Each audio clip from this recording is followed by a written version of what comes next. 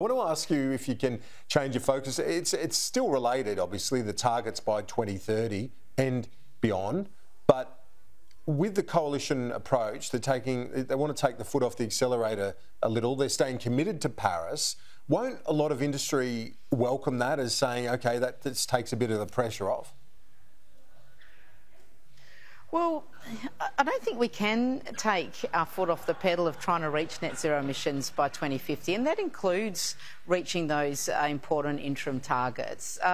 It's been a bit of a flip-flop position from the Liberals on this.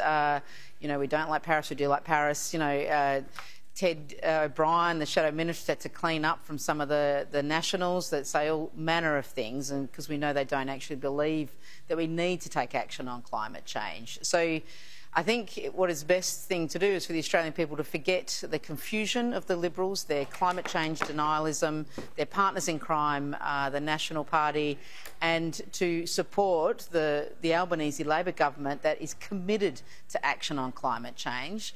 We've legislated those targets. We are going to achieve those targets, and we're going to achieve them while making sure there is a smooth and orderly energy transition.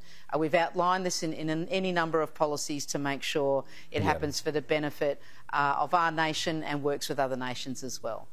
And you've said that there's a future for gas. It's a crucial transition fuel. It's a part of your government's strategy. I just want to get your thoughts on Lily D'Ambrosio. She was asked by my colleague in Melbourne, Simon Love, about this. Is it time for a reset with Madeline King? And he's talking about the differences over gas. And Lily D'Ambrosio says, look, no, you know, I'll always deal with the Commonwealth in a way that makes sense for Victoria, but we know Victorians support our ambitious targets. How do you get Victoria to see the reality of the need to have gas as a transition fuel? Well, I agree with the Victorian government. I agree with their ambitions to go to renewables, and given that Victoria has such a high reliance, you know, today on power used by brown coal, like their challenge is quite large. So I support what Minister D'Ambrosio is doing, and they have said that they support gas as a transition fuel, and just last week, of course, Minister D'Ambrosio approved an offshore project. But more's the point. I think sometimes the media like to blow up this into an argument that simply doesn't exist between me and Minister D'Ambrosio. But really importantly, the future gas strategy is not about you know, more new gas.